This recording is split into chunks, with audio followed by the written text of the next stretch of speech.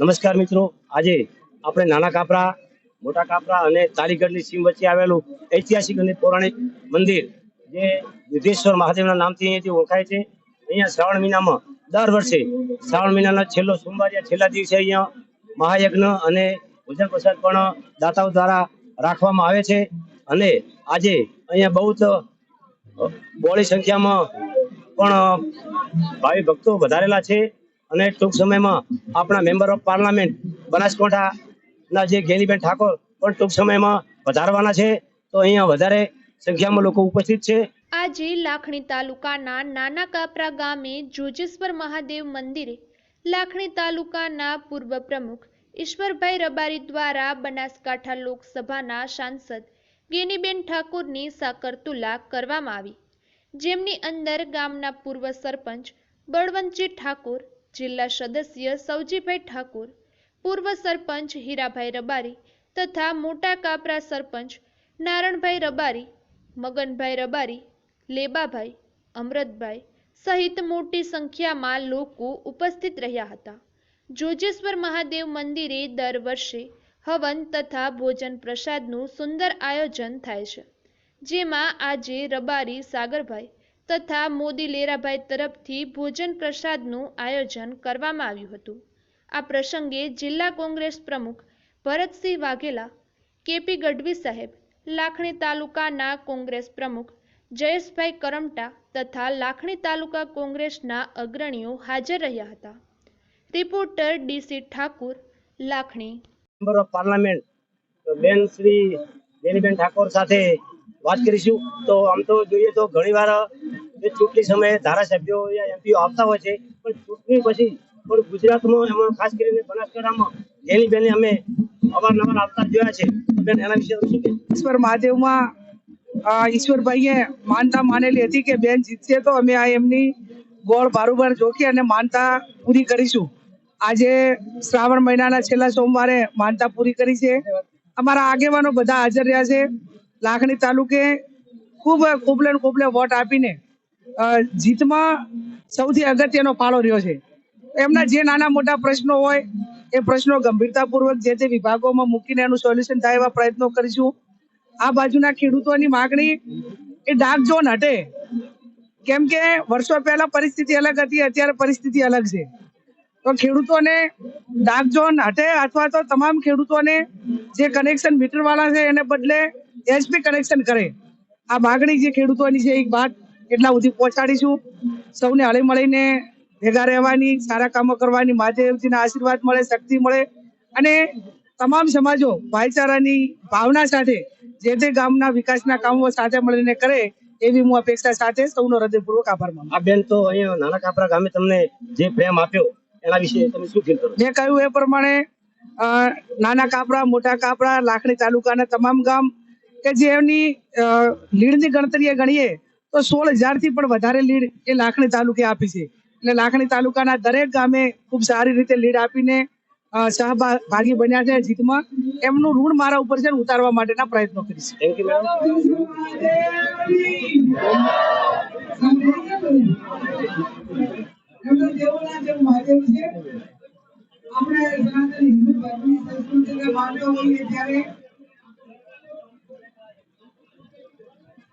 આજે આ પવિત્ર ભૂમિમાં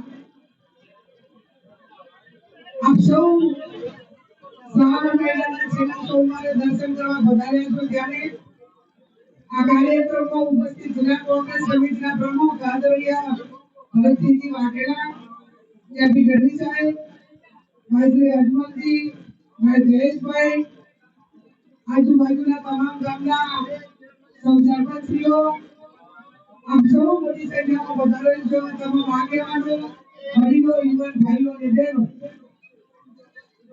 સૌ પ્રથમ તો તમને શ્રાવણ મહિનાની શુભકામનાઓ પાઠવું. આજે છેલ્લા સોમવાર સમગ્ર મહિનો દરમિયાન જે પણ આસ્થા સાથે આપ સૌનો ભક્તિ ભાવ કર્યો એ ભક્તિ ભાવના ભાગરૂપે ભગવાન આપ સૌને હળે મળીને ભાઈચારાની ભાવના કેળવવા માટેની શક્તિ આપે.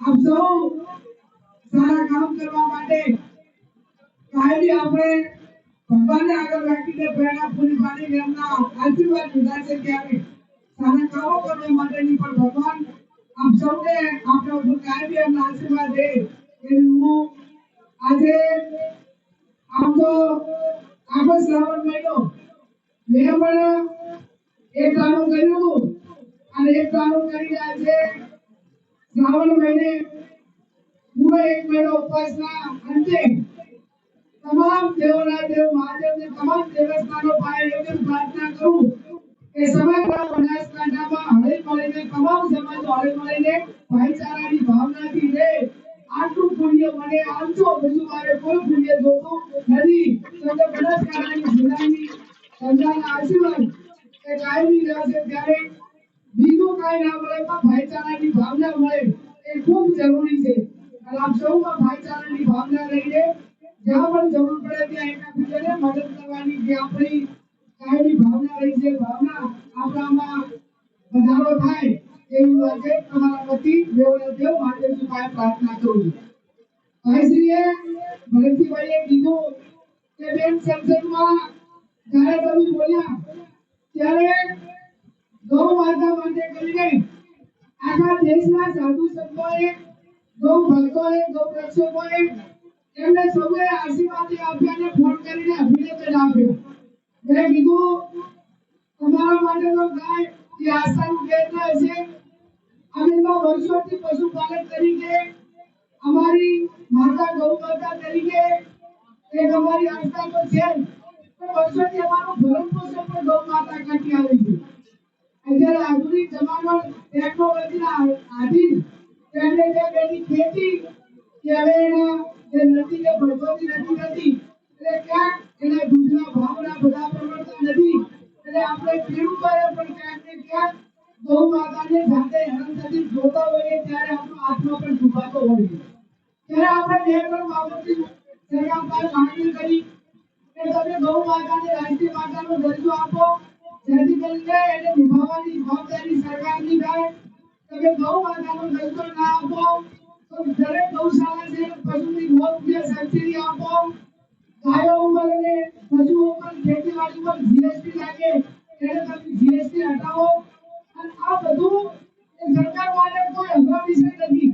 એ ધારે તો મજૂરાના પગ સમાન છે પણ જે મૂલ્ય જ્યારે મારે લોકસભામાં બોલવાનું હતું એ ટાઈમે મેઘાભૂષણ ઠેકર સત્ય જગવાને એમને પૂછ્યું મારી ઉતા પહેલા કે તો ભાજપે સૌથી વધારે ગાયોના નામે વોટ દીધા હોય તો પહેલા નંબરમાં ભારતીય જનતા પાર્ટીએ લીધા છે. અમે કોંગ્રેસ વાળા એટલી પાર્ટી ભોગીને કહી શકીએ કે સૌથી પહેલામાં પહેલો કોંગ્રેસ પાર્ટીનું નિશાન પણ ગાય એટલે વાંચ્યો હતું. આ ભાજપમાં એટલે વિરોધ કરતા હતા કે આ તો ગાયના નામે વોટ દેવા નીકળ્યા છે એટલે ના છૂટકે સીમા બદલવું પડ્યું. બાકી પહેલામાં પહેલું કોઈ પાર્ટીનું નિશાન હોય તો ગાય વાંચ્યો હતું કે નહીં. કોંગ્રેસ પાર્ટીનું નિશાન એ ગાયને વાંચ્યો હતું. એ ધાર્મિકતાના નામે વોટ કરીને એ હટાવવાની માંગણી પણ અત્યારે જે વર્તમાન સત્તામાં છે એમણે કરી.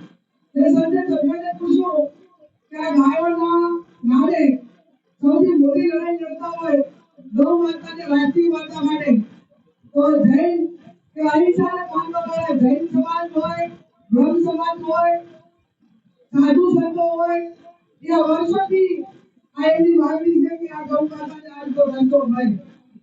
તો રેડ્ડી સાહેબ બાપુ સંસદમાં કીધું સાધુ સંતો ચૂંટાયેલા છે જૈન સમાજના સંસદ સભ્યો છે બ્રહ્મ સમાજના સંસદ સભ્યો છે તમામ કે જે ધર્મની લડાઈ છે એ લોકો પણ ક્યાંક ને ક્યાંક સંસદ છે પણ ચૂંટાણા પછી સંસદમાં એક પણ વ્યક્તિ બોલતો નથી.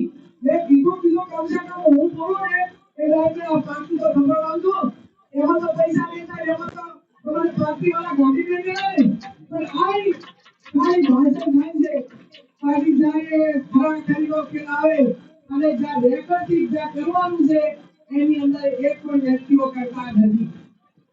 ભગવાનને પ્રાર્થના કરીએ કૃષ્ણ કનૈયાને પ્રાર્થના કરીએ કે વહેલામાં વહેલું ગૌ માતા એટલા માટે એનું રક્ષણ પણ છે જ એક આપણે આશા સાથે માનીએ છીએ બનાસકાંઠાની હાલત ખેડૂતોની એટલી હાલત ખરાબ છે કે એક ખેતરમાં 200-250 ગાયો નદીઓ ભરાય તો એ ખેડૂતની હાલત શું થાય એ આપણે સૌએ નજરની સામે જોઈએ છે. આજે પણ ખેડૂતને મારે અભિનંદન આપવા પડે કે ખેડૂતોના માધ્યમ ગાયો જ્યારે ખેતર ભરે એ ટાઈમે આજે પણ બનાસકાંઠા કે ગુજરાતના કોઈ ખેડૂતે એ ગાયો ભરેલા ખેતર માટે સરકાર પાસે વળતર નથી માંગ્યું. આટલી ઉદારતા આજે પણ ખેડૂતો અહીંયા છે. અને એ ઉદારતાને કારણે આજને અત્યારને ક્યાંક આપણે એને રક્ષણ કરવા માટે શક્ય હોય એટલા આપણા પ્રયત્નો રહેશે. હું ફરી તમને બધાને વિનંતી કરું કે ગાયોના રક્ષણ માટે આપણે સૌએ આગળ આવવું પડશે. હું તો એ માનું કે આ બનાસ ડેરી જેટલો ભાવ વધારો આપે એ ભાવ વધારાને ક્યાંક નાનો મોટો કામ કરીને પણ ગાયના લીધેના દૂધના બચા ખાઈ રૂપિયા કર્યા તો એક પણ ગાય છે એને પીના હોય અને બાકી જે ઓલા શંકર સાહેબને જે તેના દૂધની કોઈ ક્વોલિટી ના હોય, આરોગ્ય માટેની કોઈ સિક્યુરિટી ના હોય, જે નકરું થવાની છે એને બદલે આપણી જે આઈડી ગાયો છે એ ગાયના પ્રોડક્શન જે હોય ઘી હોય, દૂધ હોય, જે બનાવટોની એનો ભાવમાં સારો વધારો મળે તો ક્યાંક ને ક્યાંક આપણે એમાં પણ મદદ કરીએ. ત્યારે સૌથી વધારે માંગણી એ બાબુ ગામથી ગામને જોડતા રસ્તાઓની છે. આગળ જુલાઈ મહિનામાં ચોમાસામાં મને કોઈ તાપીવાનું છે ને તો પેલું જેમ કહું કે આ નક્કી રસ્તા માટે લઈ જાય છે આ 100% ગામની ફરજ છે. એને એવું માને કે બેની ગાડી ફસાવો એટલે રસ્તો થાય.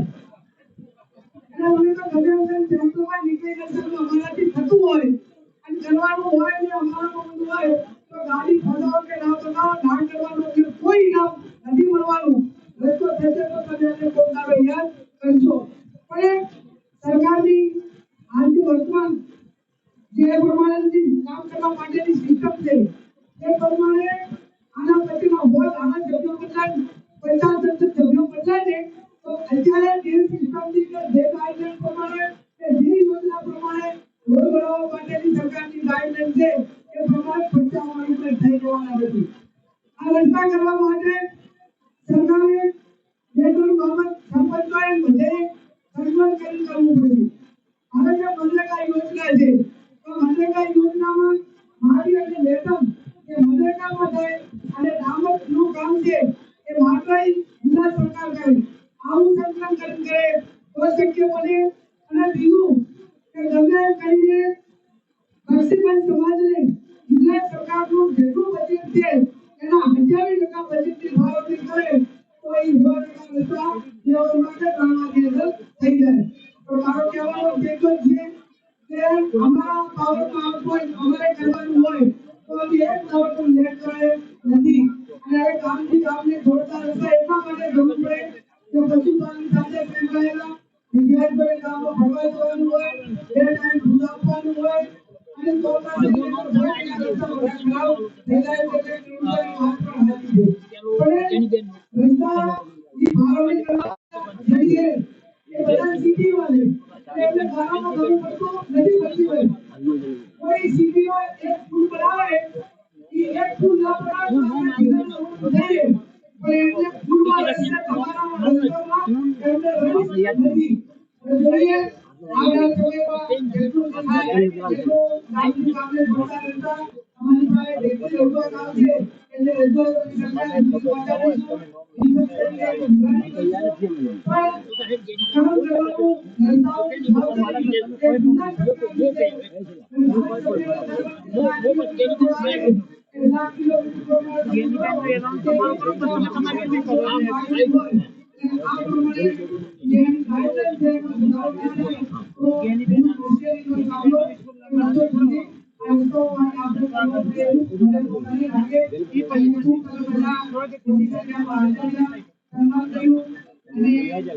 અહીંયા જોગલાની પણ વાર્તા કરેલી છે એનો હું ખૂબ આભાર માનું. આ સૌ ભાઈચારાની ભાવનાથી રહી અને જે નાના મોટા કામો એ અમારે જે કામ એ કામમાં જેટલા થાય એના પૂરેપૂરા કામ કરવા માટેનો પ્રયત્ન કરીશું.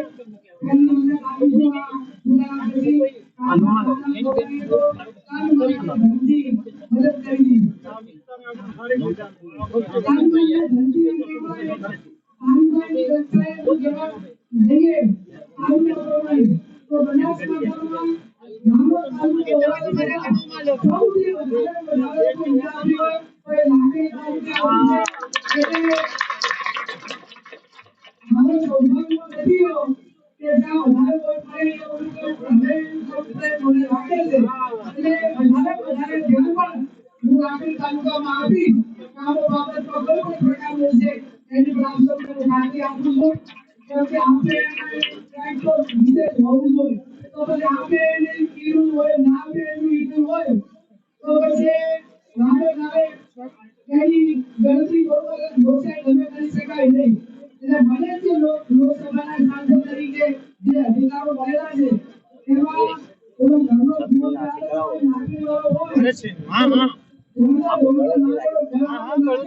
એવો નારિયેળ દેતા હશે પહેલા નારિયેળ એ તમારા માટે નાખવા માટે એની આપ સૌને ખાતરી આપું છું અને આપ સૌનો ખૂબ ખૂબ હૃદયપૂર્વક આભાર માનું છું